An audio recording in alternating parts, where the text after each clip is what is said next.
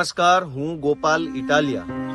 સાથી મિત્રો, અમરેલીમાં ભાજપના લોકોએ એક ઘાતકી કહી શકાય એવી, જઘન્ય કહી શકાય એવી ઘટનાને અંજામ આપ્યો.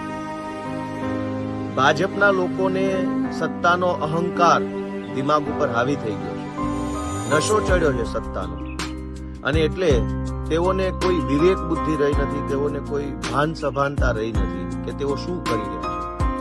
અમરેલીની અંદર ભાજપના બે ગ્રુપ વચ્ચે તાલુકા પ્રમુખ બનવાને લઈને ઝઘડો ચાલતો હતો પાર્ટીની અંદર. ભાજપનું એક ગ્રુપ અને ભાજપનું બીજું ગ્રુપ, એ બંને અંદરો અંદર તાલુકા પ્રમુખ બનવા માટે ખેંચતાણ કરી રહ્યા હતા.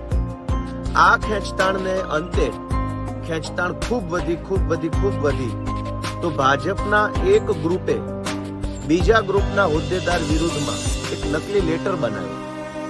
ભાજપના લેટર પેડ ઉપર, તાલુકા પંચાયતના લેટર પેડ ઉપર એક નકલી લેટર પેડ બનાવ્યો ભાજપના એક ગ્રુપે, અને લેટર પેડ વાયરલ કર્યો, જેની અંદર જિલ્લામાં કેટલો દારૂ વેચાય છે, કેટલા ગુનાઓ થાય છે, એના હપ્તા ભાજપના સ્થાનિક ધારાસભ્ય સુધી કેવી રીતે પહોંચે છે, એ બધી વાતો લખવામાં આવેલી.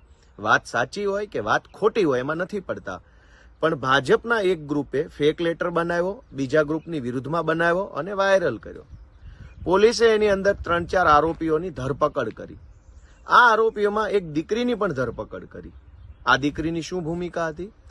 આ દીકરી ભાજપનું જે ફેક લેટર બનાવવા વાળું ગ્રુપ હતું, એ ગ્રુપના એક ભાજપના નેતાને ત્યાં ઓફિસમાં નોકરી કરતા હતા પગાર ઉપર. એક ગરીબ પરિવારની દીકરી છે, જે પોતાના પરિવારનું ભરણ પોષણ કરવા માટે, ઘર ચલાવવા માટે, મા બાપને સાચવવા માટે 2, 5, 10, 15 હજારમાં નોકરી કરે છે, ટાઈપિસ્ટ તરીકે, કોમ્પ્યુટર ઓપરેટર તરીકે. તો સ્વાભાવિક છે કે ભાજપના જે નેતાને ત્યાં દીકરી નોકરી કરે છે, એ નેતાએ કહ્યું હશે કે ભાઈ બેન, આપણે આવો એક લેટર ટાઈપ કરવાનો છે.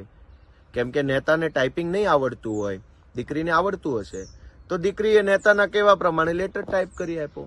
આ લેટર જ ફેક લેટર હતો. આ ફેક લેટર વાયરલ થયો. પોલીસે આ દીકરીની ધરપકડ કરી લીધી. દીકરી તો નોકરી કરે છે, એને નોકરી આપનારે જે કીધું તે કર્યું.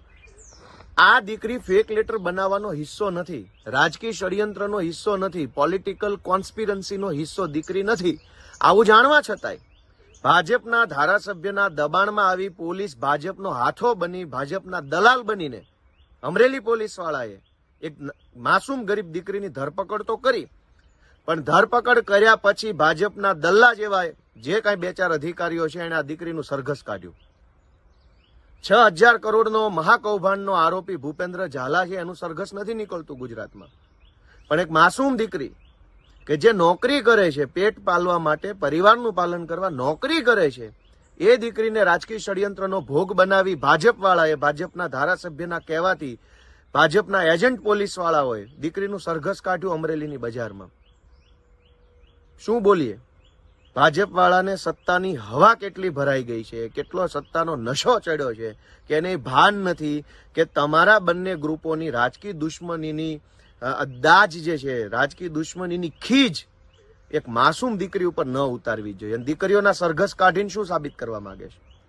ભાજપવાળા બળાત્કારીઓને રોકી શકતા નથી, ભાજપવાળા બુટલેગરોને રોકી શકતા નથી, ભાજપવાળા ડ્રગ્સ માફિયાને રોકી શકતા નથી, ભાજપવાળા ખનીજ માફિયાને રોકી શકતા નથી, પણ એક દીકરીના સરઘસ કાઢવામાં શુરા થઈને ફરે છે. સમય બધાનો હિસાબ